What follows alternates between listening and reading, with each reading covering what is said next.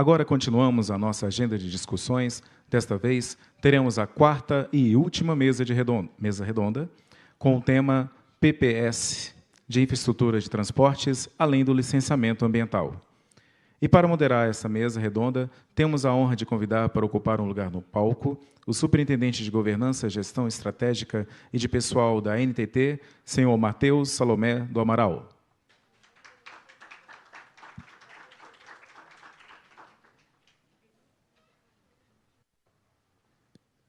Convidamos para que ocupem seus lugares o diretor de Relações Institucionais da Associação Brasileira de Concessionárias de Rodovias, ABCR, Guilherme Luiz Bianco.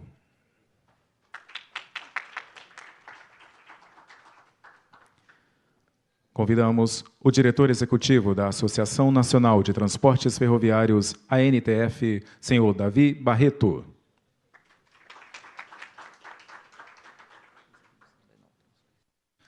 O presidente da Associação Brasileira da Infraestrutura e Indústrias de Base, ABDIB, Venilton Tadini.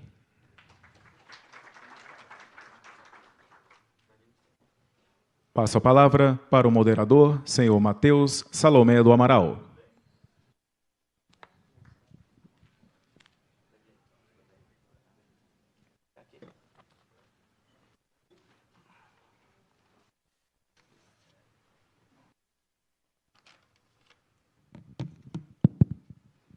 Então, boa tarde a todos, né? Vamos dar uma boa tarde à mesa, à plateia, ao pessoal que está ouvindo também.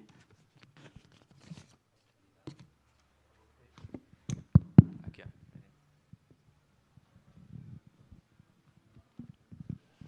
Nós estamos com uma responsabilidade aí de fechar esse dia cheio de informações, de trabalho, né? Então, estamos com a responsabilidade grande dos nossos painelistas aqui. Então, vou fazer uma breve apresentação dos painelistas. Começar aqui pelo Bianco, né, o Guilherme Luiz Bianco. Ele é diretor de Relações Institucionais da BCR, Associação Brasileira de Concessionárias de Rodovias. Tem uma vasta experiência em infraestrutura de transporte, mais de uma década no setor público. Ele atuou como assessor legislativo no Senado Federal, diretor de transporte rodoviário e de planejamento aqui no Ministério, que era Ministério da Infraestrutura, hoje Ministério de Transportes, subchefe na Presidência da República. Além disso, ele foi chefe de Relações Institucionais da Valec e atuou como conselheiro fiscal do Banco da Amazônia, BASA, da Companhia de Entrepostos e Armazéns Gerais de São Paulo, CEAGESP, e como conselheiro de administração da Companhia Docas do Pará. O Bianco é engenheiro civil, formado pela Universidade de Ponta Grossa e mestre em planejamento de transporte pela Universidade de Brasília. Passar pelo Davi Barreto.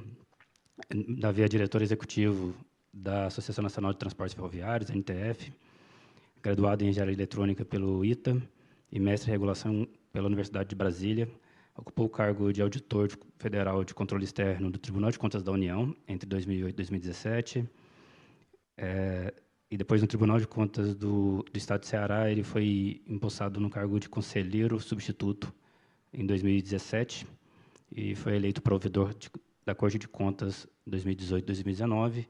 E aí, estou me currículo, me passaram, termina aqui, Davi, mas aí tem... Davi foi diretor da Agência Nacional de Transportes Terrestres, né, também, e hoje está na NTF. O Venilton Tadini. O Venilton é presidente da Associação Brasileira de Indústrias, Brasileira da Infraestrutura e Indústria de Base. O Venilton é diretor, desde 2016, diretor-presidente, bacharel em Economia, mestre em Teoria Econômica pela USP, recebeu bolsa da USAID para estudar o sistema financeiro e concessões de serviços públicos em 1991. Foi ex-diretor da Secretaria de Tesouro Nacional e diretor do Departamento de Infraestrutura e Planejamento do BNDES e da Companhia Paulista de Desenvolvimento. Então, trabalhou 20 anos no Banco Fator, sendo os últimos 4 como presidente, é responsável por processo de estruturação de empresas, estruturação técnica, financiamento de projetos e infraestrutura e privatizações de empresas públicas. Então, estamos aí com um grupo extremamente qualificado, como eu disse, com essa responsabilidade aí de encerrar o dia. E eu vou começar pelo Bianco aqui, Bianco. Ano passado, eu me lembro que a gente estava aqui também, inclusive no Via Viva, e no painel estava o Marco Aurélio, estava o Davi também, né, Davi? E a gente estava Aqui o Marco Aurélio falou bastante, por exemplo, o ano que vem é um ano de sustentabilidade, né, na BCR. Então, ele citou aí a Bienal, que o tema desse ano foi sustentabilidade, e, além disso, vocês estão fazendo diversas iniciativas também, o setor aí, as rodovias concedidas, tem diversas iniciativas, inclusive junto lá com a NTT, para as rodovias concedidas, e não só junto com a NTT, mas também junto aqui com o Ministério, né, tem iniciativas na área de debênture, iniciativas na área de investimento nas concessões. O que as concessões rodoviárias hoje têm feito em relação à sustentabilidade? E não só as concessões, o que a BCR também tem trabalhado nesse sentido? Boa tarde, Matheus. Boa tarde, Tadine, Davi. É uma honra estar aqui com vocês. Senhoras e senhores, muito obrigado pelo convite ao Ministério, especialmente ao secretário, subsecretário Clóvis, que está aqui presente com a gente, pela oportunidade de deixar a Associação das Concessionárias de Rodovias estar aqui trazer alguns pontos sobre o tema sustentabilidade, sobre aqui próprio licenciamento ambiental, no final das contas, o Via Viva, né? Eu sou Guilherme Bianco, sou o diretor de Relações Institucionais da BCR, e já começo dizendo que eu tenho muito orgulho de trabalhar com rodovias, muito orgulho. Mas eu tenho muito orgulho de trabalhar com transportes e desenvolver a vida do brasileiro. Acho que esse é um primeiro ponto que precisa ficar claro. A gente quer melhorar a vida do brasileiro, mas respeitando todas as regras. Esse é o debate da sustentabilidade, do equilíbrio, do desenvolvimento. E nós, da BCR, temos como prioridade, está dentro das nossas prioridades, o avanço da pauta de sustentabilidade e, por que não, do licenciamento ambiental. E eu quero mostrar para vocês aqui agora nas próximas palavras como de fato a gente faz isso lá no nosso dia a dia, né? Primeiro ponto, como já o Dr. Matheus aqui comentou, no ano passado o Dr. Marco Aurélio, presidente da BCR, né, eu sou diretor, ele é presidente, ele trouxe aqui que faríamos o maior evento de sustentabilidade do Brasil. Pois bem, entregamos o maior evento de sustentabilidade do Brasil em agosto deste ano. Acho que muitos de vocês aqui estavam presentes, 2.600 pessoas, 12 nacionalidades distintas, conseguimos conversar de fato sobre sustentabilidade. Conseguimos colocar no mesmo ambiente várias boas práticas, um debate produtivo de como evoluir nas nossas rodovias, né? Mas, além disso, antes até, Matheus, de entrar na realidade da BCR, eu preciso lembrar que, senhoras e senhores, que o governo, neste momento, o Brasil tem 7 editais de rodovias abertos para leilões ainda este ano e que vão totalizar 53 bilhões de investimentos. 53 bilhões com B de bola, não milhões, bilhões. A gente precisa viabilizar isso. E é uma escolha de política pública fazer essas concessões. E a gente vai trabalhar de novo licenciamento ambiental, PBA, LP, LI, LO, enfim. Temos um vasto cenário de investimentos a serem feitos. E a gente precisa tratar não só apoiando também os órgãos licenciadores, seja o IBAMA ou as secretarias estaduais, mas também trazendo novos métodos de trabalho, talvez um jeito de repensar, que é um pouco o que a doutora Cláudia comentou anteriormente. Senão, estaremos daqui 10 anos discutindo as mesmas coisas. A BCR se colocou na posição de apoio, de tentar trazer as melhores práticas, o que a gente poderia transformar, não só de apoio estrutural, com mais servidores, enfim, mas como rever alguns processos, essa ideia que o Dr. Veloso traz muito bem aqui, do Grupo Eco Rodovias.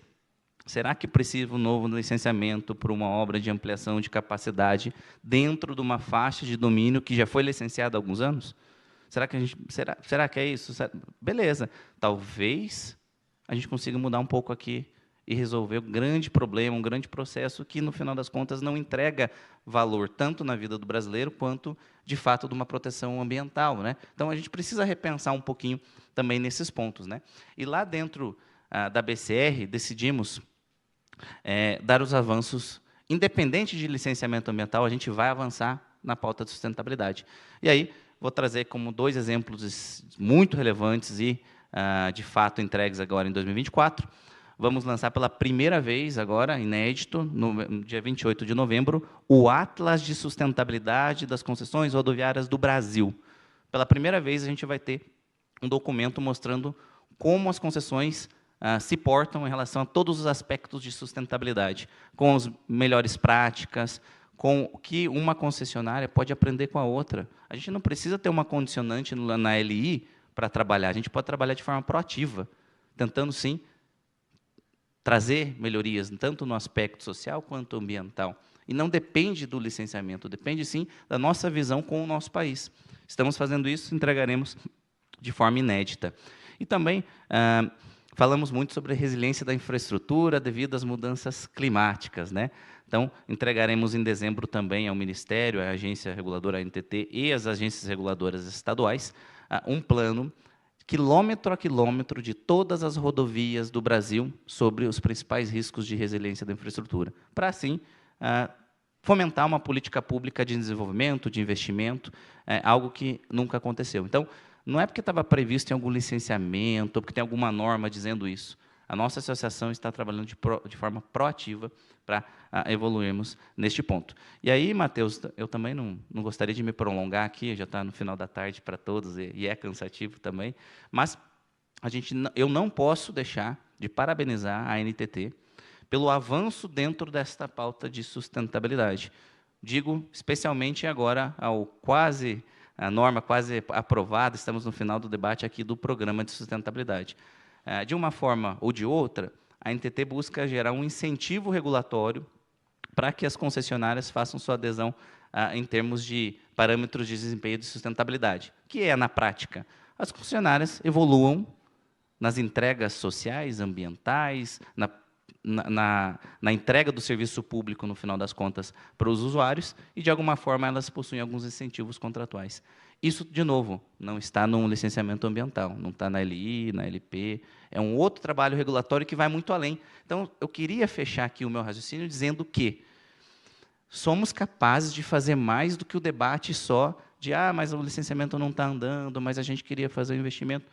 Precisamos resolver isso. A doutora Cláudia trouxe. Mas o setor vem se preparando e vem entregando resultados como nunca aconteceu anteriormente. Então, contem com a nossa associação. Eu quero ser breve aqui nas respostas, com o Dr. Marco Aurélio, nosso presidente. A gente tem tentado fazer a diferença. Fizemos o maior evento, faremos as entregas inéditas também com as nossas associadas, e a gente quer ajudar muito o governo federal, mas também os governos subnacionais, os estados, porque eles também precisam de apoio. É isso, não querendo me alongar. Muito obrigado pela atenção de todos. Boa tarde, senhoras e senhores.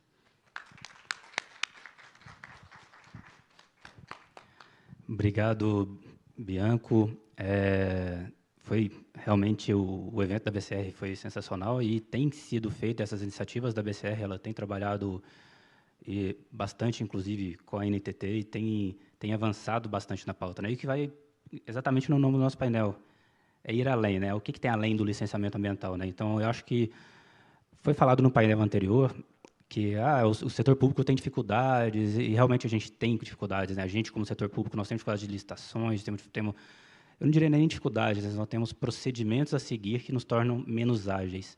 O setor privado não, eu acho que o setor privado ele tem essa possibilidade de nos dar agilidade, né? Então, é onde eu, pessoalmente, vejo um maior ganho.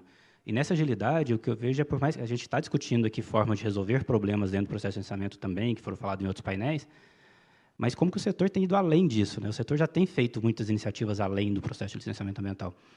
E aí, aproveitando esse gancho, então, saindo da rodovia, indo um pouco para a ferrovia aqui, Davi, o que não só a NTF, mas como as concessionárias de ferrovia têm contribuído, e aí, aproveitando para ajudar um pouco também o Guilherme, o Bianco falou um pouco para a gente ali também sobre um pouco do pipeline, né? Tipo, o que tem agora em breve, também o que o setor ferroviário tem feito agora de novos investimentos, de repactuações, e como que isso está interferindo, inclusive, na questão ambiental, né? Como que a gente está vendo isso dentro da questão ambiental, social e sustentabilidade como um todo. Boa tarde, obrigado, Matheus. Bom, boa tarde a todos. Vou cumprimentar aqui, né, Matheus, né, Tadini, Bianco, né? É um prazer estar com vocês. Agradecer na pessoa do Clóvis, né, o convite para estar aqui mais uma vez, né, no Via Viva, né, falando um pouquinho acho que é um pouco isso, né, de como é que o setor de transporte está inserido nessa agenda ambiental, né, qual é o nosso papel, qual é o nosso legado, né, para uma agenda tão importante para o país e para o mundo, né. E quando a gente olha aqui o tema da mesa, né, e não é à toa que estamos aqui, né, representantes de associações, né, eu, Bianco, Tadini, né, projeto aí, como é que as PPPs, né, na infraestrutura de transporte, qual o legado que elas trazem, né, para além do licenciamento, o processo burocrático do licenciamento, né. E talvez, né, e aí, eu vendo um pouquinho no peixe, tá, Matheus, acho que talvez o primeiro ponto que eu sempre coloco, assim,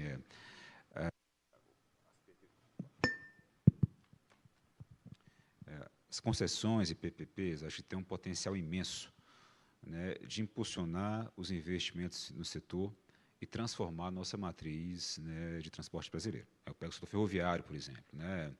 quando a gente olha, né, o histórico do processo de concessões do setor nos últimos anos, né? Então, o setor privado investiu aí algo como 170 bilhões de reais, né, em ferrovias. Somente em 2023, né, foram mais de 10 bi, com um pipeline de 45 bilhões para os próximos 3 anos, que isso faz, né, talvez ser o maior ciclo de investimento desde Barão de Mauá. Né?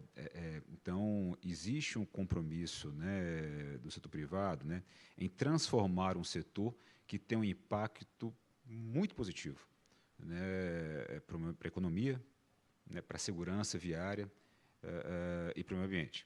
Né? Então, se a gente olha para a economia, né, quando a gente pensa, por exemplo, né, o custo médio, né, do transporte de grãos, né, de soja, nossa principal pauta do agronegócio, né, rodoviário para Santos, é 4 vezes maior que o ferroviário, 3 vezes maior que o ferroviário. Para Paranaguá, 4 vezes. Então, a ferrovia traz uma eficiência econômica muito grande para o nosso setor produtivo. Quando a gente olha para a segurança viária, idem. Né? Então, o setor conseguiu reduzir em quase 90% o índice de acidentes nas ferrovias. O que a gente faz é que a gente tem algo em torno de 700 acidentes por ano, menos de 100 acidentes com vítimas. Quando a gente compara o setor rodoviário, por exemplo, a gente está falando de milhares de acidentes todos os anos somente nas rodovias federais. Então, o transporte ferroviário ele é mais eficiente, ele é mais seguro. E talvez a última perna, né, não quer dizer menos, talvez a mais importante, é um setor que tem um impacto muito grande, né, na agenda climática mundial e na sustentabilidade de uma forma geral. Né, uma composição de ferrovias, eu sempre falo, né, que puxa aí 120 vagões, né, como as que vêm do Mato Grosso, né, Rumo, por exemplo, né, tiram quase 400 caminhões das estradas. Né? Então, a gente fez uma conta de que para cada 1%, né, que a gente muda, né, da matriz de transporte, do setor ferroviário, a gente tira por ano algo como 2 milhões de toneladas de óxido de carbono. Isso equivaleria a replantar toda a região metropolitana de São Paulo em floresta nativa. Então, olha o impacto que o setor ferroviário tem nisso, né? E olha como o setor privado está investindo nisso. E quando a gente fala em parceria público-privada, aí no roteiro de perguntas que deram para a gente, né? Então, eu falo, tudo bem, qual o potencial, mas quais são os desafios? Né, para isso alavancar ainda mais, né, para a gente trazer, né, essas externalidades positivas do setor ferroviário de forma mais intensa no Brasil. Lembrando que a gente ainda é um país estritamente rodoviário. Né, 2/3 da nossa carga vai de caminhão. Né?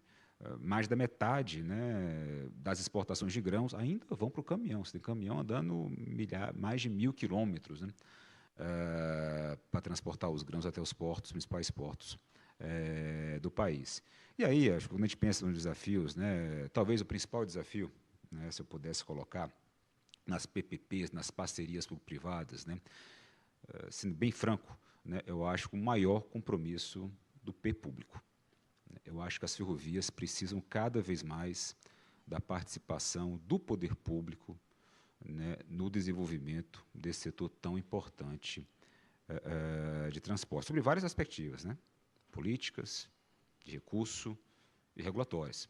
Quando a gente olha, por exemplo, recursos, né, ou seja, o papel do setor público, né, nos recursos investidos no setor, a gente pode dar alguns números, né, por exemplo, 5% é a porcentagem dos recursos investidos no Ministério de Transportes em ferrovias.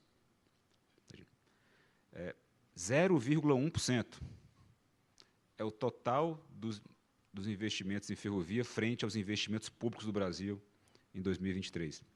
0,0003% é a parcela do orçamento público que vai para a ferrovia. Então, assim, do ponto de vista de recursos, a gente tem um caminho muito grande para colocar. Vamos fazer um benchmark, por exemplo, em outros países. Na Alemanha, por exemplo. Então, a gente vai para a Alemanha, maravilhoso aqueles trens, né? Aquela mega malha ferroviária, trem para todo canto. O governo alemão investiu em 2023 16,7 bilhões de euros na malha alemã. Para você ter uma ideia de comparar, né? Per capita, o governo alemão coloca algo como R$ 1.100 por ano nas suas ferrovias. A gente coloca 33 centavos. Gente, assim, é brutal. Né? Então, não, mas a Alemanha é mais rica. Não, a Alemanha é mais rica. Né? Realmente o PIB per capita alemão é 5 vezes maior que o brasileiro. Mas 1.100 para 33 centavos? Será que esse é o gap, né, de investimentos que a gente tem? E quando a gente olha, isso reflete nas políticas públicas, né? Então, assim, como é que as políticas públicas que hoje estão aí incentivam de alguma forma o setor, né? As políticas industriais, por exemplo, estão voltadas ao setor automotivo. O Mover não contempla, por exemplo, a indústria ferroviária, né? As políticas de financiamento, por exemplo, não existe uma linha específica de financiamento dos bancos públicos para a ferrovia. Na verdade, as ferrovias não são elegidas nem sequer para o Fundo Clima, apesar do grande impacto ambiental, né, que elas podem trazer. Então, existe sim, talvez, eu acho talvez a principal mensagem dos desafios, né, para alavancar as PPPs do setor ferroviário, né, e com isso, né, vamos dizer assim, impulsionar as suas externalidades positivas, acho que reside em deixar o poder público mais presente no nosso setor, seja colocando, né, na agenda política, ou seja, a ferrovia na agenda política de mais alto nível do Brasil. Será que as ferrovias, o compromisso de mudança de matriz de transporte, não deveria estar entre as NDCs do Brasil? Agora, na COP30, a gente propôs na COP30, a gente conversou sobre isso, né, Clóvis? Será que a gente não poderia, como setor de transporte, levar na COP30 uma proposta mais ousada do país, de se comprometer com a mudança efetiva da nossa matriz, aumentando a participação do transporte ferroviário, né, um compromisso de altíssimo nível do país perante o mundo, e isso depois vem refletindo em mais orçamento, em políticas de financiamento diferenciadas, em políticas industriais que incentivem pesquisa e inovação. Ou seja, esse é o desafio que eu acho que a gente tem, né, em torno do maior papel, né, do setor público nessa agenda. Então, eu vou parando por aqui, Matheus, para a gente passar, depois a gente continua, mas acho que a primeira mensagem que eu gostaria de colocar, né, acho que das PPPs, da infraestrutura de transportes, né, e o papel ferroviário para isso, acho que um pouquinho isso. Né, eu queria deixar assim, olha, quando a gente fala em PPP, a gente tem parceria público-privada, né, e existe, acho que a gente tem muitas evidências, né, de um compromisso firme do privado, acho que para mudar, né, a cara da nossa matriz, né, com impacto ambiental muito profundo. Eu acho que a gente tem que conversar um pouquinho mais sobre o poder público, né, e como é que a gente pode impulsionar, incentivar isso, né, a trazer mais ganhos, né, mais incentivos, né, para o nosso setor ferroviário. Obrigado pelas palavras, Davi. Eu vou, antes de passar para o Tadini aqui, chamar para compor aqui a mesa com a gente o Guilherme Penin. O doutor Guilherme Penin é vice-presidente da Rumo Logística. Então, só para a gente...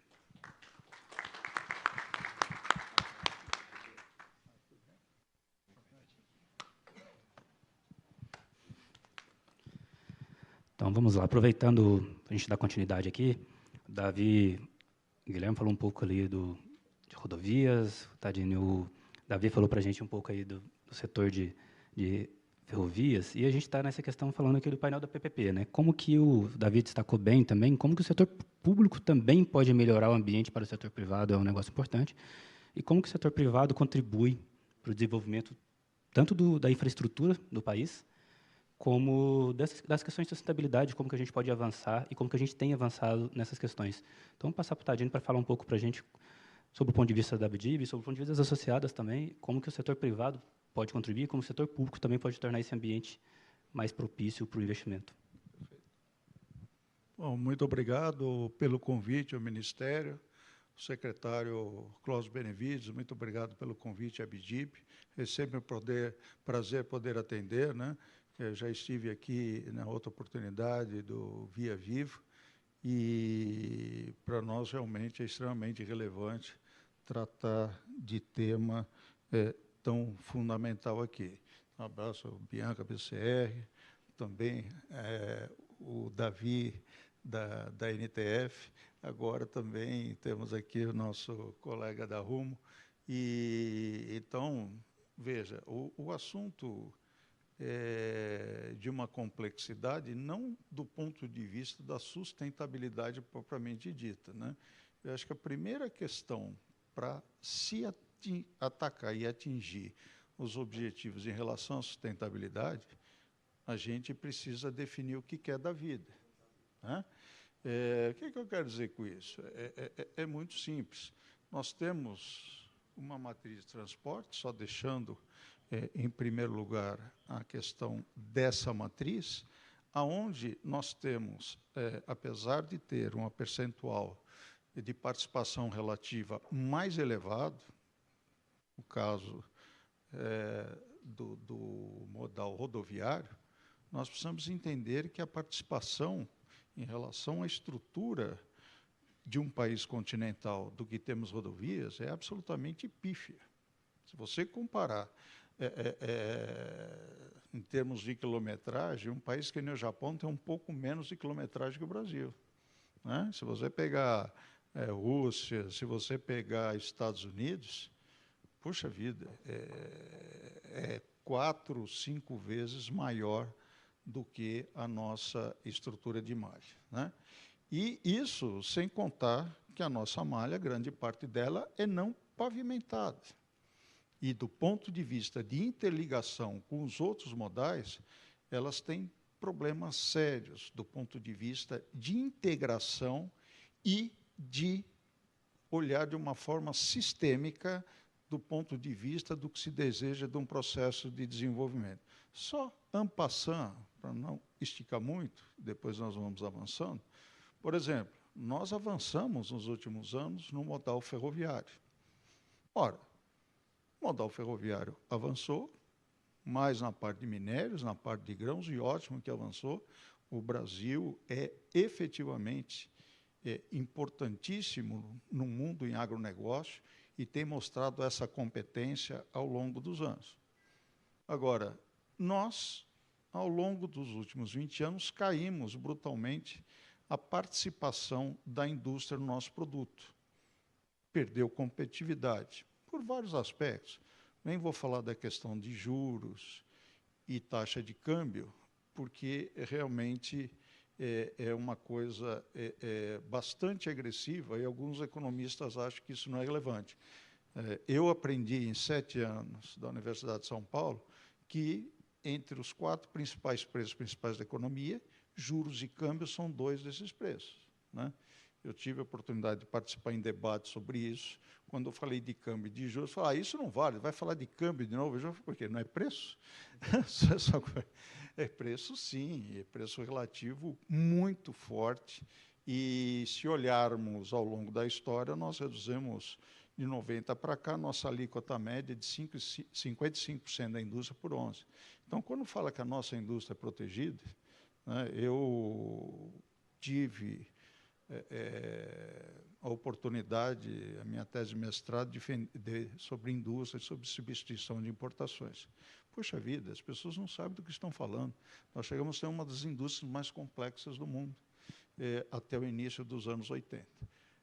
Por que eu estou dizendo isso? Porque nós agora, novamente, de forma bastante acertada, focamos toda uma estratégia de desenvolvimento que passa pela transição energética, pela questão de reinserção nas cadeias globais de valor, porque nós perdemos muitos dentes da nossa correia de transmissão e, logicamente, a oportunidade, dado a nossa matriz energética bastante limpa, faz todo sentido no desenvolvimento de uma indústria verde que a gente tenha essa acessibilidade. Digo isso pelo seguinte, ora, se eu quero ter uma indústria competitiva, se a gente está fazendo uma reforma tributária, e se nós falamos também em custo do Brasil, o que está acontecendo com a nossa carga geral? Nossa estrutura portuária, a hora que tivermos uma estrutura de carga geral, fazendo uma integração do Nordeste até o Sul-Sudeste, ela arrebenta a estrutura portuária que a gente tem hoje, que é uma estrutura absolutamente frágil, apesar de ter crescido.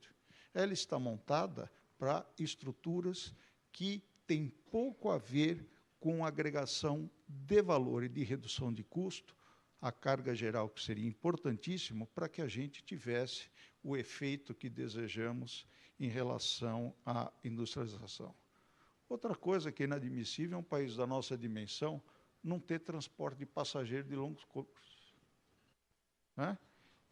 Então, essas questões, que obviamente, se olharmos cada um dos modais de transporte tem aspectos específicos em se avança muito, mas a primeira questão que se tem que olhar é a estrutura da matriz que eu tenho, que é uma matriz altamente poluente, é uma matriz que é, do ponto de vista da agregação de valor, também com dificuldades para se ter eficácia num processo, com um programa que está sendo desenvolvido pela Nova Indústria Brasil, e isso, efetivamente, nos causa problemas do ponto de vista de sustentabilidade. Não de sustentabilidade em relação ao modal específico.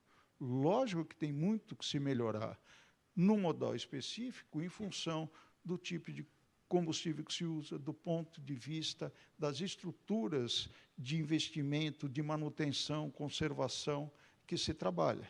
Mas a questão, ela de uma outra amplitude quando se trabalha numa abordagem sistêmica. Ele tem que estar ligado com o seu programa de transição energética, articulado com as políticas públicas que se queira trabalhar em relação a esses programas e, efetivamente, trabalhar na parte estrutural desse programa, que tem que estar ligada com a sua estratégia de desenvolvimento. Do ponto de vista do desenho, eu, sinceramente, há muitos anos eu não vejo um governo que tem a clareza desse arcabouço para se realizar os investimentos, né? O problema não é só o desenho, o problema é como implementar essas políticas públicas de forma organizada, articulada, para que, de fato, se tenha eficácia em termos de resultados, né? E isso não é uma coisa simples, né? Nós fizemos isso em alguns momentos específicos da história. Bom, quando a gente trata ainda a questão, voltando especificamente para a parte de transportes, nós, logicamente, vamos ter que olhar do ponto de vista, quando se fala em PPPs, né, agora, em relação ao específico de transporte, daquilo que, de fato, eu preciso ter de estrutura financeira, de garantias, em relação à resiliência de como eu vou trabalhar esse investimento futuro. Vocês percebem, né? Foi o governo federal, né, inclusive do Partido dos Trabalhadores, que fez a lei de PPPs.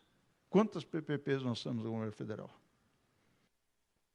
Né? Não tem, por exemplo, o governo anterior não ia se dignar a colocar um centavo do ponto de vista de PPP para que fosse realizado um investimento que não tivesse, do ponto de vista da lógica privada, atratividade. Então, não teve PPPs. Vários estados fizeram. O estado de São Paulo faz, inclusive na parte de mobilidade urbana, a parte de metrô, agora está fazendo com o trem intercidade, e outros estados também. Então, a primeira questão que nós vamos resolver é o seguinte: nós vamos fazer PPP ou não vamos? Aquilo que está no PPA dentro do nosso orçamento é para valer, ou eu vou brincar de ter adendos do ponto de vista de remendos orçamentários de projetos que não estão ligados ao processo de desenvolvimento, né? As tais chamadas emendas orçamentárias, né? Outro dia eu vi alguns parlamentares sentando o pirão em cima das agências reguladoras.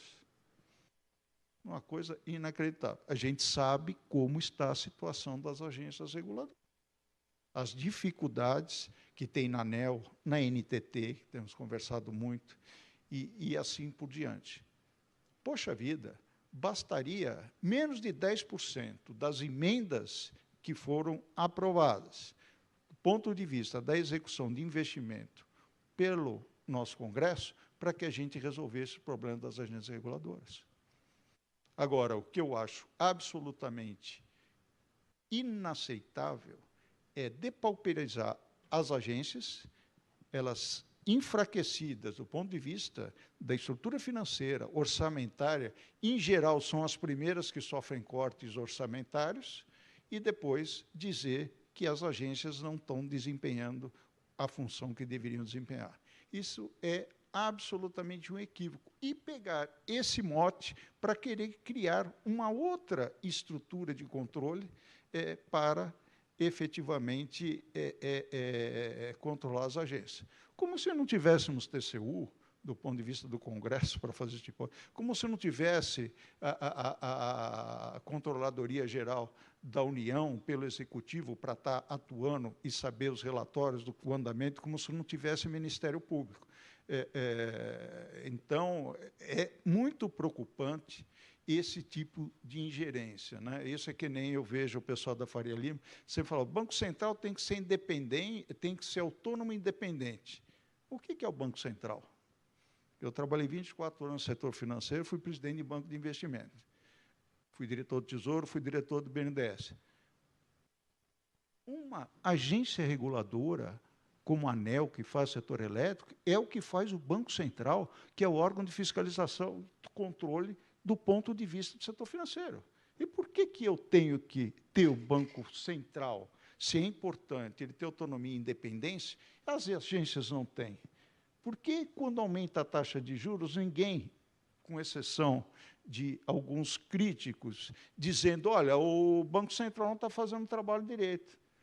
Alguém checa a estrutura de swap e quanto os processos de títulos que são refeitos todo dia na renegociação das instituições financeiras? Poxa vida, esse tipo de coisa é engraçado, mas ninguém toca, parece que são entes absolutamente separados. Então, repito, para que você tenha a condição de trabalhar PPPs, onde você vai ter efetivamente necessidade de recursos orçamentários, isso tem que ser prioritário na dotação orçamentária. Senão, não fala em PPP. Não vamos brincar de fazer orçamento, né? A materialização de um programa, ele tem que ser visto dentro do orçamento da União para deixar claro que, efetivamente, é um programa onde não só o Executivo, como legislativos estão empenhados em realizar aquele programa. Isso é básico. E aí, o que é importante aqui? É que sem o recurso público, não teremos projetos de maiores complexidades com retorno para atrair a iniciativa privada. A iniciativa privada, hoje, ela participa no total da infraestrutura com mais de 75%. Nunca antes na história desse país teve esse percentual. E nós estamos atingindo, em 2024, o maior valor da série histórica, desde o início dos anos 2000, e com a maior participação que já teve. Agora, por outro lado, isso aconteceu nesses últimos 2 anos, que só para dar exemplo da NTT, do DENIT. O DENIT, em 2022, foi 6 bilhões, grosso número, 23 já passou para 12,5, e esse ano vai chegar em torno de 16.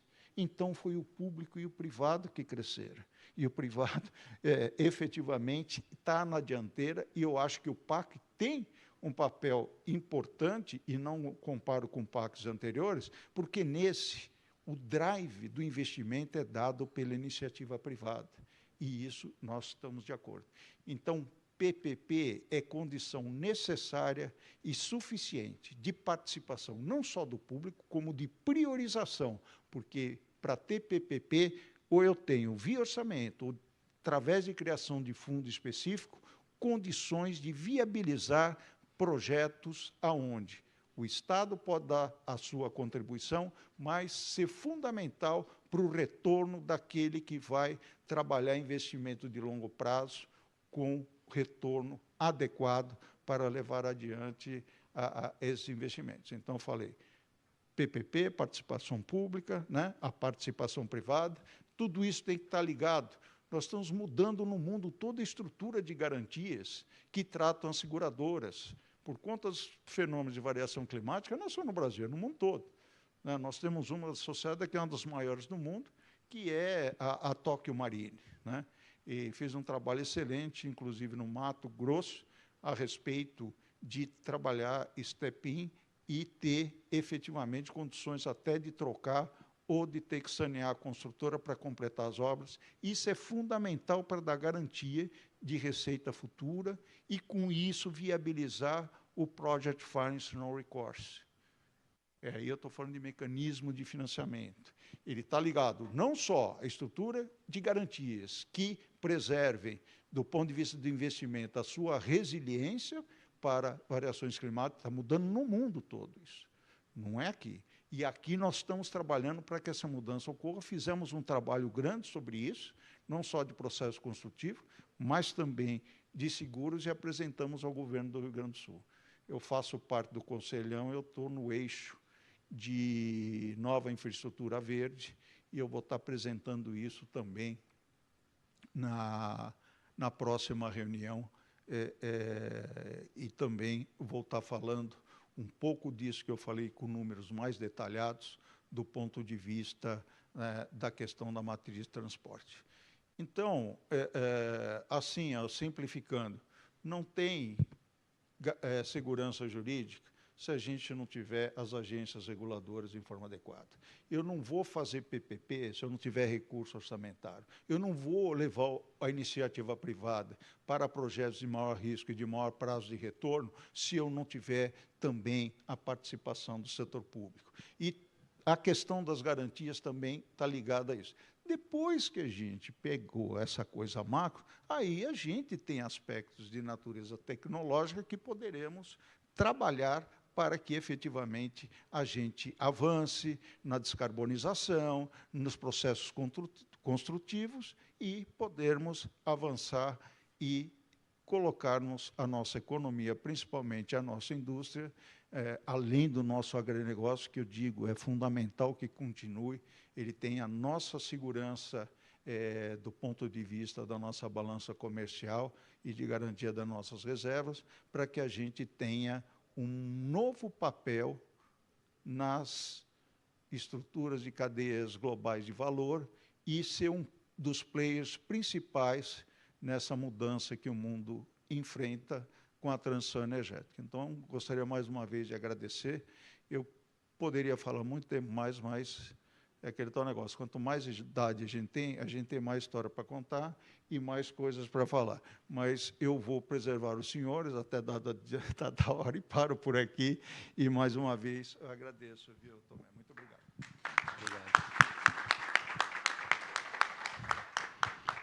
Obrigado, Tadini. Você falou uma questão importante no âmbito das PPPs, né, na verdade, do setor público com o setor privado, que é, inclusive, as instituições, né? Então, não tem como ter essas parcerias sem instituições fortes. Foi falado nos painéis anteriores também um pouco dos órgãos ambientais, dos órgãos relacionados a licenciamento ambientais fortes também, mas é inviável se falar em infraestrutura forte sem você ter agências reguladoras fortes também ali. E vou passar para o Penin, vou fazer um breve mini currículo dele aqui para a gente. O Guilherme Penin é formado em Ciências Econômicas pela Faculdade Econômica da FEA-USP, integrou o time de infraestrutura e insumos básicos do BNDES.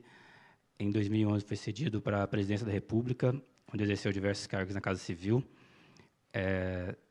Atuou como secretário executivo da Secretaria de Portos.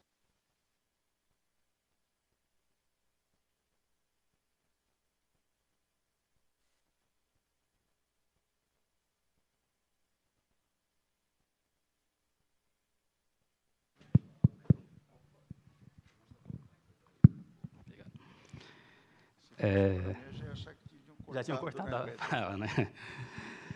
Foi secretário executivo na Secretaria de Portos, presidiu o Conselho de Administração do Porto de Santos e, desde 2016, faz parte do time da Rumo, onde ocupou as posições de diretor e, atualmente, é o vice-presidente. Penin, então, a gente ouviu aqui um pouco do Guilherme Bianco, do Davi Barreto, do Tadini, falando um pouco sobre o ponto de vista das associações e do setor como um todo, né? Então, acho que você podia trazer para a gente um pouco dessa experiência da empresa, né? Então, como que a Rumo, principalmente, tem trabalhado essas questões, tanto essa questão da parceria do público-privado, como que isso funciona, como que é a relação com o governo, como que pode melhorar essas relações, como que o privado pode ajudar o público pode ajudar o privado, e como que estão as questões de sustentabilidade também. Então, por exemplo, os projetos que vocês têm do Araguaia, entre outros projetos, o que vocês têm destacado hoje dentro da empresa? Obrigado, Matheus. Boa tarde a todos. Cumprimentar o Guilherme, o Tadini, o Davi, prazer e um privilégio dividir aqui esse espaço com vocês. Uma grande honra para mim. Obrigado ao convite do Ministério.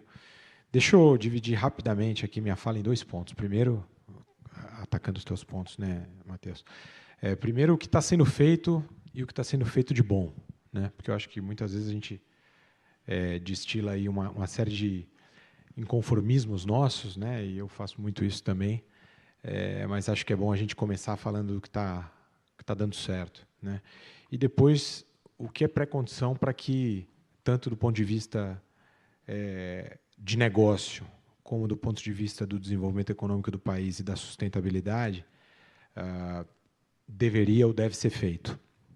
Então, começando pelo primeiro ponto, eu acho que alguns de vocês, eu cheguei aqui durante a fala do Davi, depois do Tadini, disseram que as ferrovias melhoraram, né? E eu vou dar um pouco de cor nisso, porque eu acho que é sempre importante, né? E aí eu já ataco a sua primeira provocação, que é a relação entre o governo e a iniciativa privada, né? A Rumo talvez seja a empresa mais regulada do Brasil, né? A gente tem 7 contratos. Bom, então o Veloso aí, talvez a Eco Rodovias, a CCR sejam mais. Mas ferrovia é um setor difícil, né? E a gente tem todo o cardápio que você possa imaginar. A gente tem um contrato que foi recentemente renovado, que é o contrato da Malha Paulista. A gente tem um contrato que está chegando no final e a gente aderiu à relicitação, que é a Malha Oeste. A gente tem um contrato que está chegando no final e ainda não há um caminho, que é a Malha Sul. A gente tem um leilão que a gente ganhou em 2019 e terminou a obra, que é a Malha Central, né, Ferrovia Norte-Sul. A gente tem um contrato de concessão diferente de todos os outros, que é de 1989, de antes do Programa Nacional de Estatização, que é a Malha Norte, que foi construído pelo privado, que chega em Rondonópolis. A gente tem um bicho bem diferente, que é a FIPS, que é uma joint venture com a MRS, com a VLI lá no Porto de Santos. Quer dizer, a gente tem uma autorização, a única ferrovia em autorização sendo construída no Brasil nesse momento, que é a ferrovia lá do Mato Grosso, que vai ligar Rondonópolis a Cuiabá e Lucas do Rio Verde. Então, absolutamente todo o cardápio regulatório disponível no país, nós temos lá no nosso portfólio, né? Então, você lidar com um portfólio que tem rigorosamente cada um dos seus contratos em uma situação jurídico-institucional diferente é um desafio constante e nos dá um aprendizado e uma bagagem relevante para lidar com a relação entre o privado e o público. Inclusive, nós somos a única ferrovia cujo poder concedente não é a União, é o Estado de Mato Grosso, que é justamente aquela que a gente está construindo lá, né? E todas as outras são federais, as nossas e as dos demais, né? Então, eu falo com muito conforto que o grande diferencial desse processo, desses últimos 9 anos, ou quase 10 anos agora de Rumo, nós completamos agora em abril do ano que vem 10 anos, foi justamente a criatividade de construir junto ao governo soluções para os problemas concretos necessários para se desenvolver o setor. Então, a renovação, acho que talvez seja o exemplo mais notável, né? Pô, vamos renovar o contrato, abrir o caminho, e depois vieram as davalhas da MRS, agora está em audiência pública, mas nós abrimos esse caminho, né? Com todos os ônus e os bônus de sermos um navio quebra-gelo, mas também o primeiro leilão de ferrovia em décadas, a única, como eu já falei, autorização, um modelo regulatório absolutamente exótico e exitoso lá em Santos, né? E tudo isso já tem dado resultados. Eu vou dar para vocês alguns números, tanto do ponto de vista de resultado econômico, de investimentos, como do ponto de vista de sustentabilidade e de atendimento a volumes. As pessoas falam muito em minério e grão, mas eu vou colocar para vocês aqui alguns números que, às vezes, podem impressionar as pessoas, mas que são verdadeiros, né? A carga não fala, a gente costuma dizer isso, né? Mas se o que a Rumo tem feito fosse em aeroporto, por exemplo, isso seria um caso bastante comentado na mesa de bar, né? A gente, por exemplo, mais do que duplicamos ou quase triplicamos a exportação de grãos por ferrovia no país nos últimos 10 anos, né? Mas isso fez com que nós pudéssemos ter uma ferrovia âncora com alta produtividade, que passou a tornar o transporte de outras cargas pela via ferroviária como viável. Né? Eu acho que esta é a grande história para ser contada na ferrovia.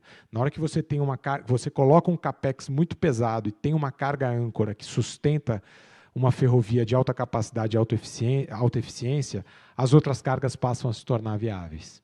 Né? E aí surgiu, por exemplo, toda a cadeia da celulose, que tinha um total de 0 terminais portuários em Santos há 8 anos, e hoje tem STS-14, STS-14A, o terminal da Suzano dentro da DPW, o terminal da Suzano do lado ali do Macuco, e outros projetos em curso. Quer dizer, hoje você tem 4 terminais exportadores de celulose dentro do Porto de Santos. Isso é uma transformação absurda. Né? Aí você olha, por exemplo, para a cadeia do fertilizante. 100% do fertilizante consumido no interior do Brasil, no Centro-Oeste, na Lavoura, em Goiás, no Mato Grosso, vinha de caminhão do Porto de Paranaguá. Então o sujeito enfiava o fertilizante num caminhão em Paranaguá, subia de caminhão o Brasil inteiro, 2.000 quilômetros até Nova Mutum, e voltava com aquele caminhão até Paranaguá, destruindo as rodovias, matando gente e assim por diante. Né? Nós colocamos uma operação ferroviária de fertilizantes em Santos, e hoje o trem desce com o grão, descarrega o grão, carrega o fertilizante e sobe de volta com esse fertilizante no mesmo vagão. Então, em vez de carregar aço queimando diesel para voltar para buscar o grão, você carrega o fertilizante na carga ejetora. A mesma lógica pode ser usada para o combustível. Né? Tinha uma operação já mais consolidada de derivados de petróleo saindo da refinaria de Paulínia, ali em Campinas, até Rondonópolis, no Mato Grosso. E, né, subia querosene, gasolina, todo mundo sabe que não tem refinaria. No Centro-Oeste, saía da refinaria de Paulínia de trem e subia até Rondonópolis, onde tem as bases das distribuidoras, da Ipiranga, da Raizen e da BR, e tem Bandeira Branca também. Descarregavam os combustíveis lá e distribuíam de caminhão para os postos, para a rede, para a lavoura e assim por diante, lá no Mato Grosso. E aí começou a surgir a indústria do etanol de milho, né? Que consiste basicamente no sujeito pegar o milho produzido no Mato Grosso, industrializar aquilo ali, fazer o etanol, e ainda sai o DDG como subproduto, proteína para alimentação animal. E aí o etanol de milho, há 6 anos mais ou menos, começou a surgir, e em 2023, 2024 também, obviamente, ele passou em volume o derivado que sobe. Então, antes a gente subia um trem com vagões tanque da refinaria para o Mato Grosso e voltava com esse trem vazio para ir de novo para a refinaria. Agora, o volume que desce do Mato Grosso para a refinaria de etanol de milho, ele superou o volume do derivado de petróleo que sobe da refinaria para o Mato Grosso. Então, o que era a carga de retorno virou o fluxo principal. Isso significa que você cobra 2 tarifas, você gera o dobro do valor, com o mesmo material rodante, com o mesmo diesel queimado, com o mesmo maquinista. Isso é uma geração de valor absurda. E aí agora a indústria de etanol de milho não parou mais. Agora a gente está com a projeção de que no ano que vem é possível que esse volume já se torne o dobro. Aí nós passamos a ter um problema, porque aí o trem está subindo, agora o trem está subindo vazio. Né? É um bom problema, obviamente. Eu poderia passar aqui um tempo dando outros exemplos, mas eu vou dar só um último, que é o da carga geral. Né? A Rumo movimenta hoje 95% dos contêineres ferroviários movimentados no Brasil são movimentados pela Rumo. E quando a gente começou com esse negócio, pela Brado, na verdade, que é uma subsidiária da Rumo dedicada exclusivamente ao transporte ferroviário de contêineres. E quando a gente começou esse negócio, a gente rapidamente entendeu que tinha uma alavanca para aumentar a produtividade, que era você empilhar 2 contêineres por vagão. Né? Ou 3, um de 40 pés e 2 de 20 pés. Né? Só que tinha um problema. Você tinha 40 interferências de altura na via, mais cerca de 800 redes aéreas de energia e telefonia, etc., que impediam que você tivesse um trem mais alto. Então, nós removemos, em 2 anos, 40 interferências entre viadutos, passarelas de pedestres, coberturas de estações antigas, etc., para podermos trafegar com o double stack, e ele desde 2020, mais ou menos, 2020, trafega no double stack no corredor entre Campinas, Sumaré e Rondonópolis, e agora na malha central, na Ferrovia Norte-Sul, fazendo Anápolis até o interior de São Paulo. Né? um terminal ao Porto Seco que estava lá há muitos anos sem operação ferroviária e rapidamente a gente colocou. Então, assim, tudo isso custa caro, né? E aí eu depois vou entrar nos problemas. Eu ainda estou no capítulo das boas notícias, né? Mas, assim, por exemplo, a Ferrovia Norte-Sul, que nós ganhamos o leilão em março de 2019, assinamos o contrato em julho de 2019, a gente tem uma média de um terminal novo por ano, né? Então, de 19 a 24, nós temos em operação São Simão, Rio Verde, Iturama, Anápolis e agora Alvorada. Inauguramos mês passado, retrasado, com o ministro Renan, inclusive, esteve presente, para inaugurar a operação ferroviária em Alvorada, no Tocantins, levando a operação ferroviária para toda a extensão da Ferrovia Norte-Sul, né? Gastamos só nas obras, para concluir as obras da Ferrovia Norte-Sul, 4,5 bilhões de reais. Né? E agora nós estamos fazendo aquilo que o Brasil deveria ter começado a fazer mais rápido. Nós estamos fazendo com que a malha ferroviária vá onde a carga está, né? Porque a carga mudou de lugar. Se vocês pegarem produção de soja e milho no Brasil, por estado, a série histórica do final dos anos 70 até o início dos anos 2020, né? E vocês colocarem o centroide, quer dizer, o centro de massa, vamos dizer assim, da produção brasileira, ano após ano, vocês vão ver que esse centro de massa ele se desloca na vertical para cima. O centro de massa da produção brasileira de soja e milho, em 1979, ele estava na fronteira do Rio Grande do Sul com Santa Catarina. A produção gaúcha era tão grande e a produção do centro do Brasil era tão incipiente que a média geográfica da produção estava na fronteira do Rio Grande do Sul com Santa Catarina. E ele foi subindo numa vertical e hoje ele está em Goiás, né? Significa que a produção de Mato Grosso produz 16% do trading mundial de grãos. O estado do Mato Grosso. 16% do trade mundial de grãos é produzido no estado do Mato Grosso. E a nossa infraestrutura não acompanhou. A primeira coisa que aconteceu para atacar esse problema foi a conclusão do Norte-Sul. Alô? O estado do Mato Grosso ele não chega a 300 quilômetros de ferrovia. E ele tem a área da França e da Alemanha somadas. Ele é o 20º estado no Brasil em extensão ferroviária. 20º. Não é só Minas Gerais, São Paulo, Paraná. 20 estados têm mais malha ferroviária do que o Mato Grosso. E ele produz 16% do trade mundial de grãos. E ele está a 1.600 quilômetros da costa. Ele é o centro, Cuiabá é o centro geodésico da América do Sul. É o lugar que está mais distante da costa para qualquer lado. Para o Pacífico, para o leste, para o sul, para o norte, ele está longe da costa. E nós não fizemos ferrovia lá. Então agora nós estamos fazendo.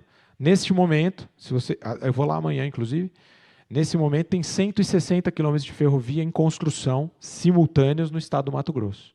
7 contratos diferentes, 7 empreiteiras, 10 obras de arte especiais em construção nesse momento. Saiu dado do CAGED em julho, né, Marinas? É o maior empregador de infraestrutura do Mato Grosso, é a nossa obra. 5.000 pessoas diretas trabalhando na nossa obra.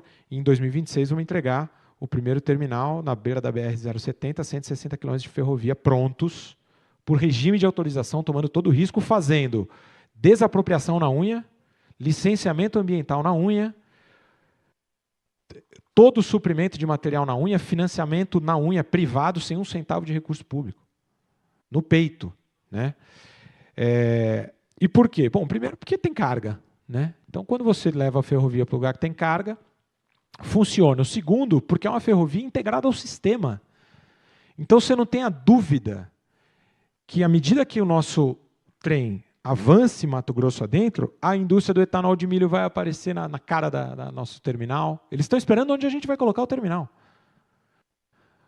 Aí vai aparecer a esmagadora, dali a pouco vai aparecer uma fábrica de fertilizante. Já está acontecendo em Goiás, né? O terminal de Rio Verde nós colocamos lá, no dia seguinte um cara falou, não, vou botar um terminal de líquido aqui do lado. Aí veio o cara da fábrica de fertilizantes dando ali e falou, eu posso colocar a fábrica na beira da ferrovia? E assim por diante, porque a ferrovia, quando você tem volume, ela é um indutor de desenvolvimento econômico, né? E aí, só dando a última palavra de sustentabilidade, para depois eu gastar 5 minutos nos problemas, a ferrovia ela é uma dupla alavanca de descarbonização. A primeira e mais óbvia é, quando cada modal vai para a sua vocação, você descarboniza. Né? Então, um trem de 120 vagões como o nosso, ele tira mais de 300 carretas da estrada e ele polui 6 vezes, 7 vezes menos do que essas 300 carretas. Então, é evidente que ele é uma alavanca de descarbonização. Por essa razão, não faz nenhum sentido você tirar soja lá de Lucas do Rio Verde de caminhão até Santos, né? 2.000 quilômetros de caminhão. Agora, é óbvio que a curta distância entre a fazenda e o terminal ferroviário lá em Lucas do Rio Verde ela vai ser de caminhão. Por quê? Porque a carga está toda numa mancha no entorno da ferrovia. Né? Então, o caminhão vai rodar os seus 200 quilômetros, seus 300 quilômetros e vai entregar esse volume lá no terminal. E a ferrovia vai fazer ao longo curso os 2.000 quilômetros, cada um na sua vocação, e isso descarboniza, você não tem nenhuma dúvida. Mas tem uma segunda alavanca que é importante, cada trem consome menos diesel também, nesses últimos 10 anos.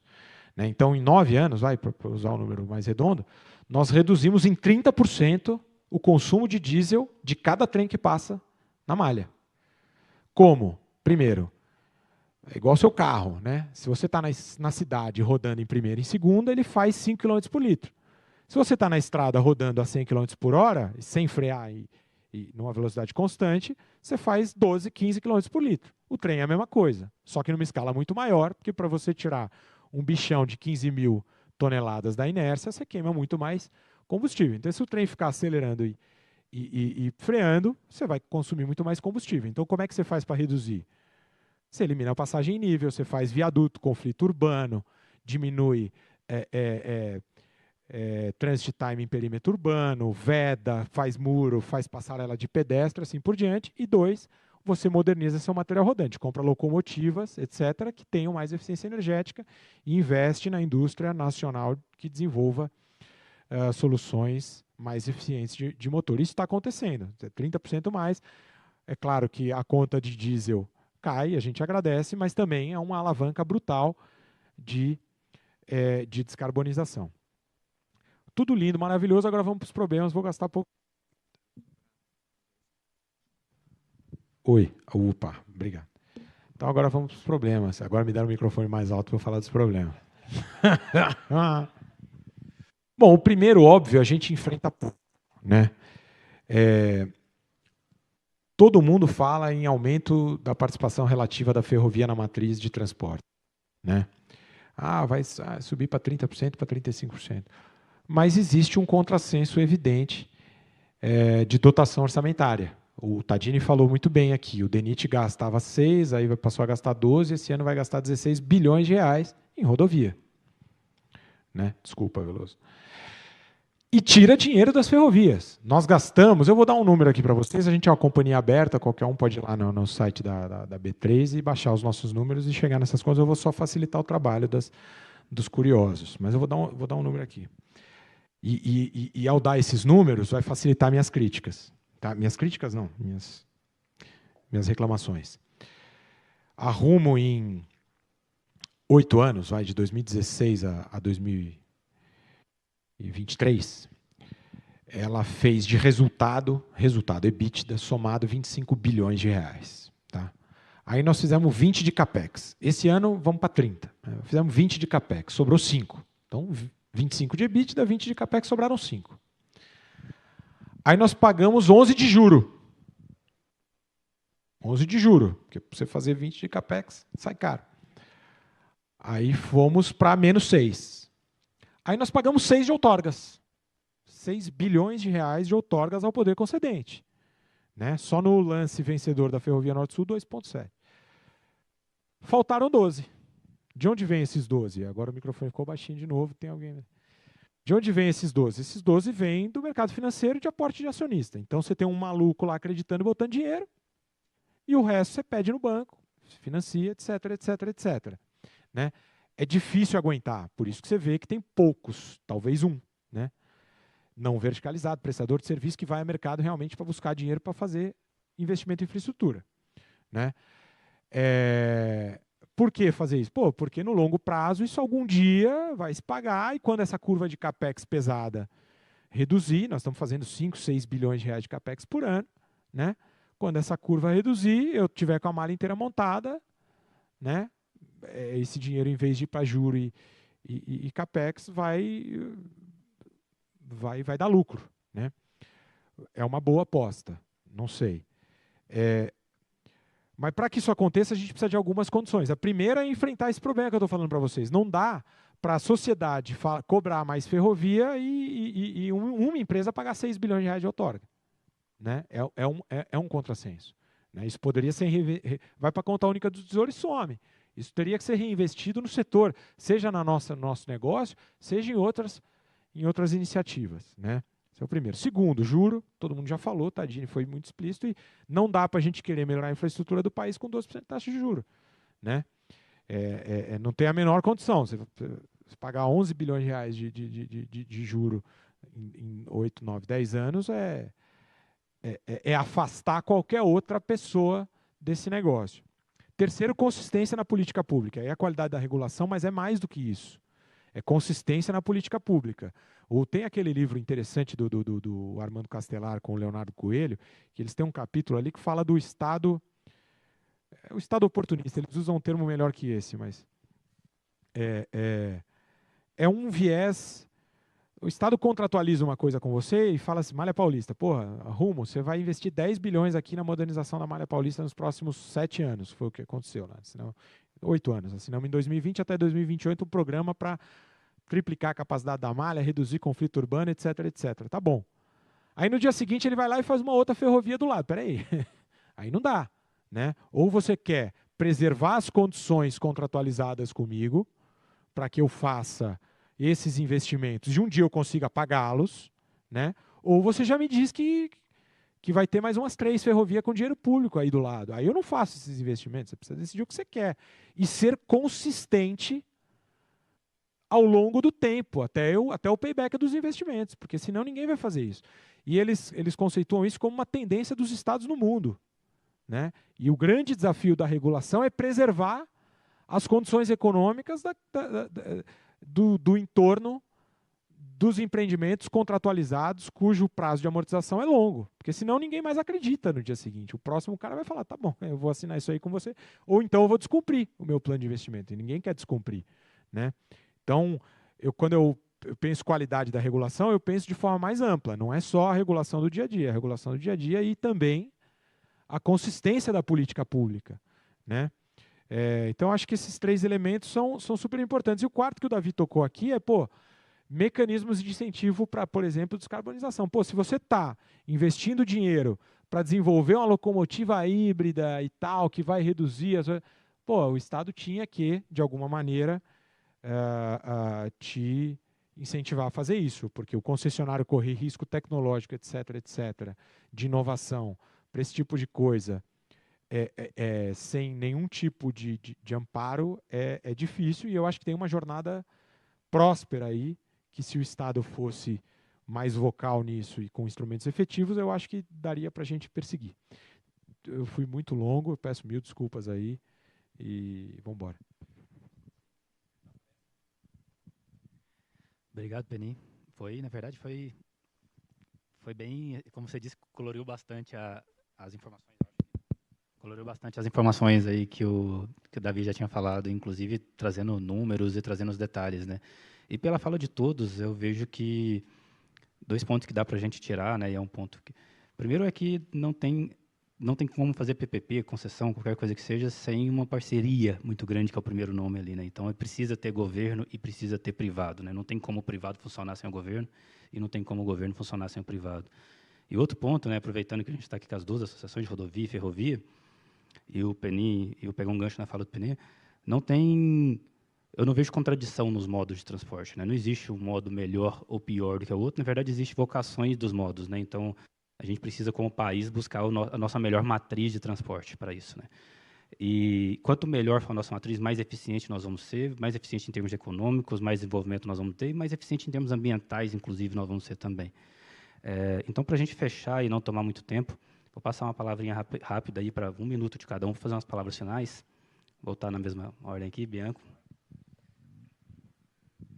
Então, vamos lá. Eu quero começar agradecendo a oportunidade de estar aqui com vocês. Não deveria ser mesa redonda, eu acho que poderia ser uma aula hoje que a gente viu aqui dos nossos colegas, Tadini, Penin, Davi, Barreto aqui, né? Só fazer alguns comentários sobre de todos aqui. Falando de juro, é uma piada querer fazer infraestrutura com juro de 12%. Ah, tá bom, então a gente vai reduzir 0,2%. Não é isso que vai fazer a diferença, tá? Estão brincando com a infraestrutura brasileira. Pagamento de outorga, vocês pagaram, você estou lá falando pelo Grupo Rumo, 5 bi, 6 bi, não sei exatamente, Peninho, que você comentou. Acontece com a gente, e se a gente olhar nossos fluxos de caixa de rodovia, até tem o nosso grupo que pagou aqui, também num trecho Goiás-Tocantins, acontece com a gente, tarifa de pedágio aí, no mínimo 25% é imposto. Pô, como é que a gente está incentivando o investimento? A gente está botando outorga, está cobrando mais imposto e o juro alto. Você não está incentivando o investimento nas nossas rodovias.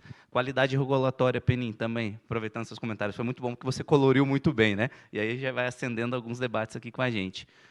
Existem várias agências reguladoras, a gente lida com a NTT, a Artesp, a Gergs no Rio Grande do Sul, a Gerba na Bahia, a gente busca qualidade regulatória e padronização. É uma luta do nosso setor para que todo mundo esteja falando a mesma língua no Brasil, e ainda a gente tem agências atrasadas, inclusive questões ambientais, que é o nosso painel aqui no final das contas, né? E, por fim, agradecendo aqui também, parabenizando a NTT, o Dr. Feitosa está aqui, o Ministério também presente, nossas associadas também, muito se passa por uma alteração legislativa. E está na hora, estamos debatendo no Congresso Nacional PL 7063, que vai mudar regras de concessões e PPPs no Brasil. Provavelmente vai ser aprovado na Câmara no mês que vem. Então, assim, a gente não pode esquecer que tem muitas coisas que saem um pouco do nosso debate do licenciamento ambiental, mas que mudam todas as regras que a gente trabalha hoje. Pode ser fundo garantidor das PPPs, por exemplo, quando você trouxe, Tadini.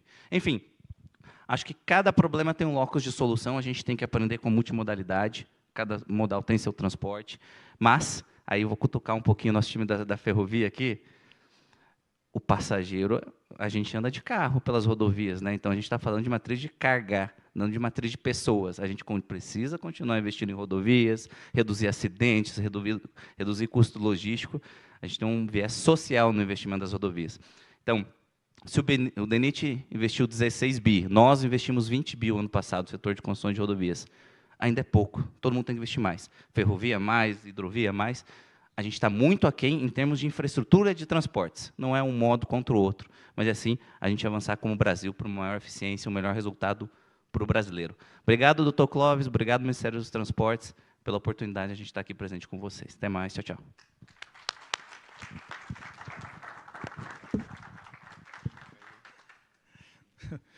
Bom, mais uma vez agradecer aí o convite do Ministério do Transporte, secretário Cláudio Benevides, muito obrigado pelo convite aqui, a BDIB.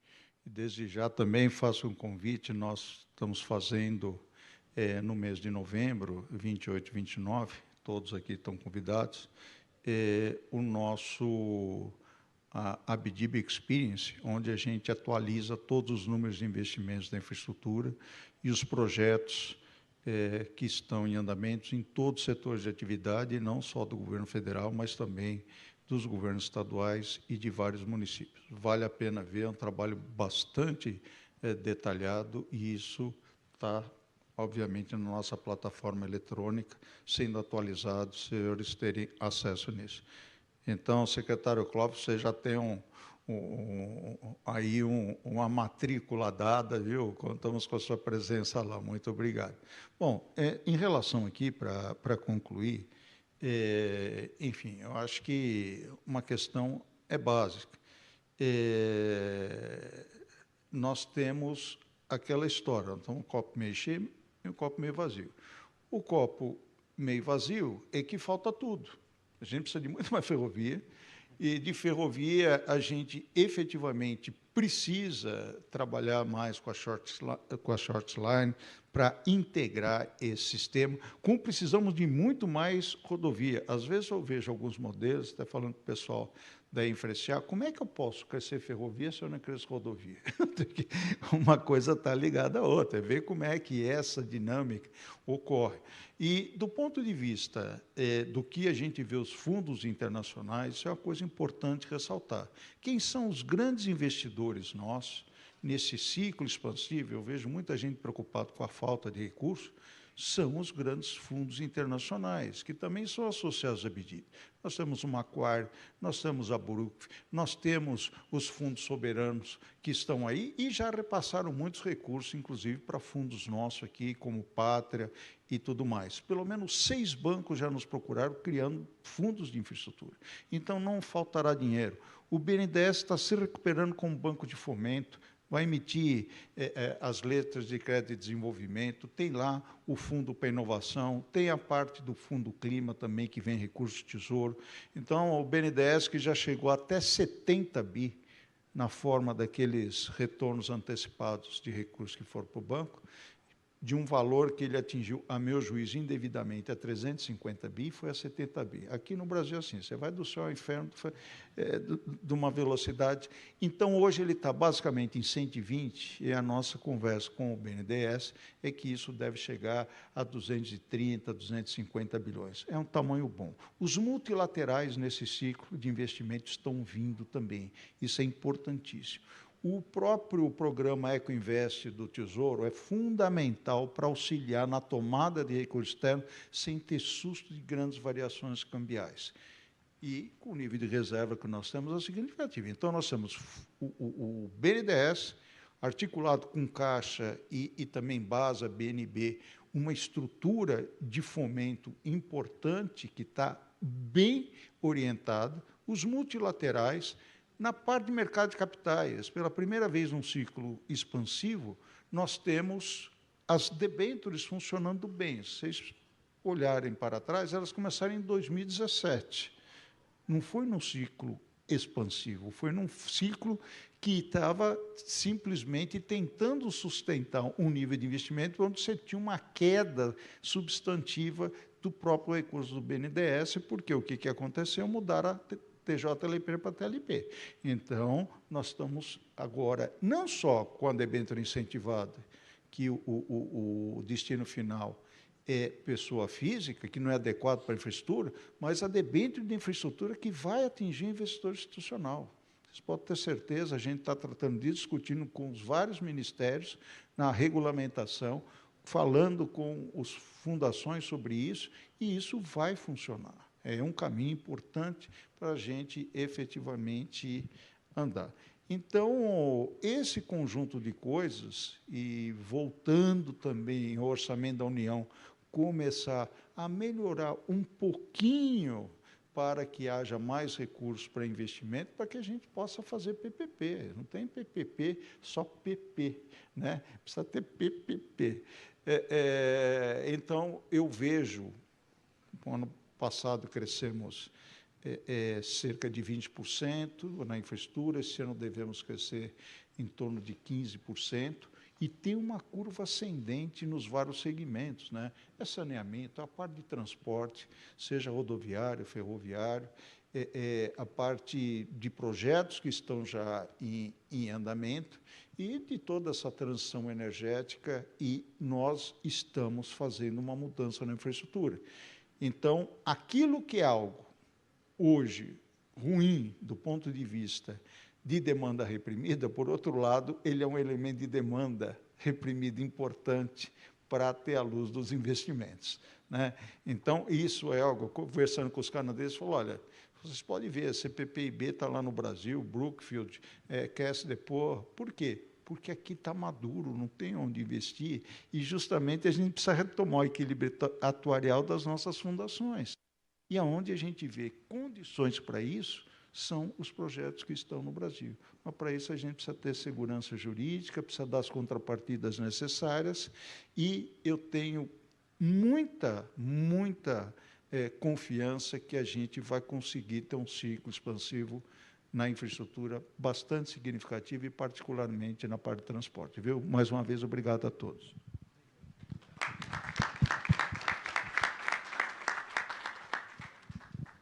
Matheus, já agradecendo aqui o convite, né, e despedindo, né, acho que o Bianco comentou um pouco do evento da BCR, né, da sustentabilidade, o maior evento de sustentabilidade do Brasil. O nosso não foi tão grande assim, mas também o tema era o mesmo, né, e acho que a mensagem, a gente passou 2 principais mensagens do evento, né, que eu acho que conversa muito, que está discutindo aqui no Via Viva esse ano, né? Primeiro, né, que a contribuição do setor de transporte, né, na agenda ambiental e nessa agenda mais desafiadora, né, de combate às mudanças climáticas, passa por uma mudança na sua matriz. Esse é o principal elemento. Né? Como é que o setor pode melhor contribuir, né, para essa agenda atual usada? É mudar estruturalmente a matriz de transporte que a gente tem hoje. E aí não é dizer que rodovia é ruim, ferrovia é bom, hidrovia é bom, avião... Não é isso. Né? É colocar cada um no seu devido lugar. O Penin falou, não faz sentido um caminhão sair de Paranaguá e até Nova Mutum, até Sinop. Não faz o menor sentido isso. Sob nenhum aspecto, econômico, de segurança, ambiental. Né? Então, essa matriz tem que estar melhor balanceada. Né? O país não pode depender 2/3 do seu transporte vir pelo caminhão. Isso não quer dizer não investir em rodovia, muito pelo contrário. Né? O Brasil tem uma carência de investimento em rodovia, óbvio, pelo pouco que eu sei, né, gigantesca. Então, um déficit de centenas de bilhões de reais para ser investido no setor rodoviário. Mas a gente tem que olhar os outros setores também. E aí vem, né, acho que a segunda premissa. Né?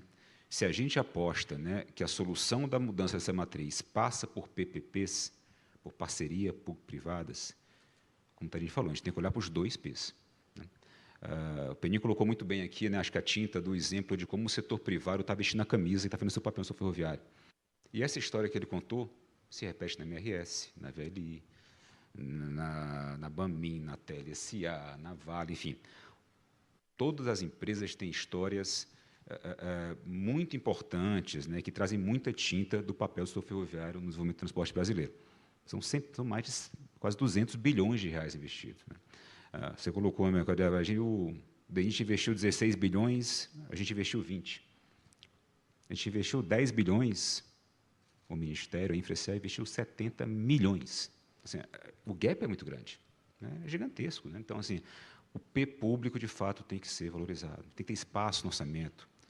A ferrovia tem que estar na agenda da política pública de mais alto nível. O presidente da República tem que falar de ferrovia, colocar os ministros para falar sobre isso. Né? Planejamento, transporte, educação, né? Indústria. Né? Essa turma tem que estar falando de ferrovia, meio ambiente, né? E levando essa agenda, e transformando essa agenda de alto nível, né, em políticas públicas setoriais que, de fato, mudam a realidade. Né? Ou então, o que a gente vai ter, né, é para combater as mudanças climáticas, a gente ter 100% de transporte feito a caminhão elétrico. Né? Encheu as estradas de postos de GNV, de posto de recarga de bateria, e está com o caminhão elétrico circulando por aí. Porque, hoje em dia, esses são os incentivos que estão aí. Né? Você consegue financiar um caminhão movido a GNV, mas você não consegue financiar uma locomotiva híbrida no Fundo Clima. Então, você tem que pagar 14%, 15% na taxa do final do BNDES para fazer esse financiamento. Isso não faz sentido, gente. Então, eu acho que talvez a segunda mensagem que eu colocaria aqui, já agradecendo a participação e o convite, a gente tem que equilibrar os P's. Né? Hoje existe um desequilíbrio, né, do P privado para o P público. O P privado pode fazer muito mais e vai fazer muito mais, mas a gente espera também, né, que o P público nos acompanhe nessas. Nosso sonho, a gente está nesse 60-40, né, 70-30, né, é o sonho do setor ferroviário, tá? A gente chega lá, né, acho que sem roubar o espaço de ninguém. Eu acho que a gente tem que conquistar espaços novos, né, para fazer esse maior equilíbrio. Muito obrigado, gente.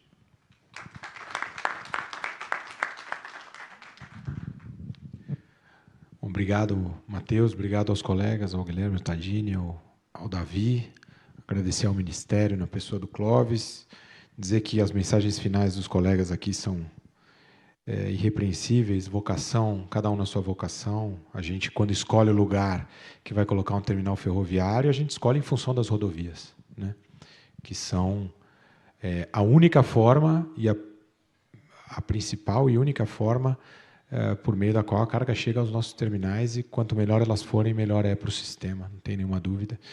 Mas eu vou encerrar aqui contando um episódio aqui e tentar falar um pouco de otimismo, pegando o gancho do Tadini. Eu me lembro que eu estava num debate lá no Conselho de Infraestrutura da Fiesp, quando a Prefeitura do Rio de Janeiro, aquele episódio notável, derrubou a praça de pedágio lá da linha amarela, aquele clima de 7-1, né? Todo mundo olhando, falando, pô, e agora, né? Para onde vai nosso país quando você pega um contrato de concessão e a autoridade, o poder concedente derruba uma praça. Para onde vamos, né? Aquele clima assim de desolação, olhando para a cara do outro e tal. Aí um cara lá levantou, e aí as pessoas tentando se animar uns aos outros, não, mas o Brasil é grande, o Brasil é legal e tal. Aí um cara levantou o dedo e fez uma observação que, pô, eu lembro até hoje, e quando precisa de uma mensagem de otimismo, eu tento passar assim, tá, mas a gente tem que agradecer que nós estamos aqui no Conselho de Infraestrutura da Fiesp, do Estado de São Paulo, aqui no Brasil, porque tem tudo por fazer, tem as ferrovias para fazer, tem que melhorar as rodovias, tem que fazer os portos, como o Tadini bem lembrou, tem saneamento, 50... Imagina se a gente estivesse no Conselho de Infraestrutura da Suíça, que está tudo feito. Eu não estava aqui discutindo nada, não tinha nada para fazer. Os caras estão fazendo um túnel por baixo dos Alpes, que a taxa de retorno é 1%, se for. Você não vai pagar nunca, porque tem dinheiro público sobrando, não tem mais o que fazer, não tem mais onde colocar. Aí o cara faz um túnel por baixo dos Alpes. Então, assim, a mensagem de otimismo é: temos muita coisa para fazer, senhoras e senhores, e essa casa aqui é muito importante nisso. Obrigado mais uma vez.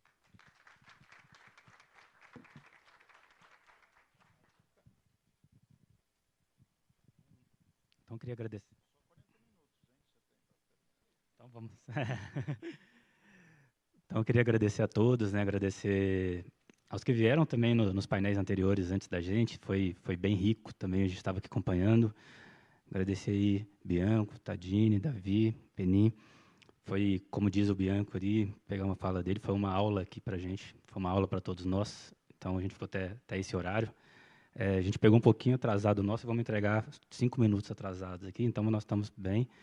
E agradecer ao Ministério pela iniciativa aí, na figura do Clóvis, mas toda a equipe do Ministério, que é um grande trabalho organizar um evento como esse, né, reunir essas pessoas. Então, agradecer e parabenizar a todos aí. E eu acho que na fala de todos também, aproveitando o lema, o painel, antes da gente falou bastante em diálogo, é isso, né? Acho que fica um pouco também diálogo, né? Como que o governo, como que o setor privado, como que todo mundo dialoga para buscar soluções, para a gente entrar nesses desafios, como diz Peninha ali, a gente tem muitos no Brasil, e se não tivesse, não precisava, acho que talvez tanta gente, da gente que está todos aqui, né? Mas, então, como que a gente dialoga e chega e vence esses desafios, supera e arruma soluções para essas questões. Então, vou voltar a palavra para o nosso cerimonialista.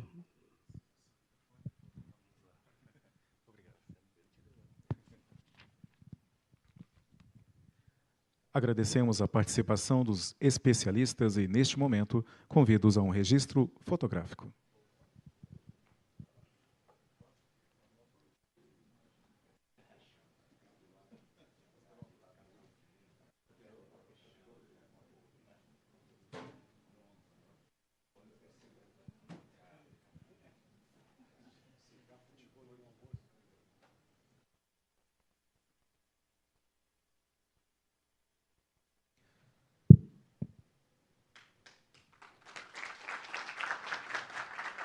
Convido os painelistas a retornarem aos seus lugares neste auditório. E damos por encerrada a sessão de mesas redondas.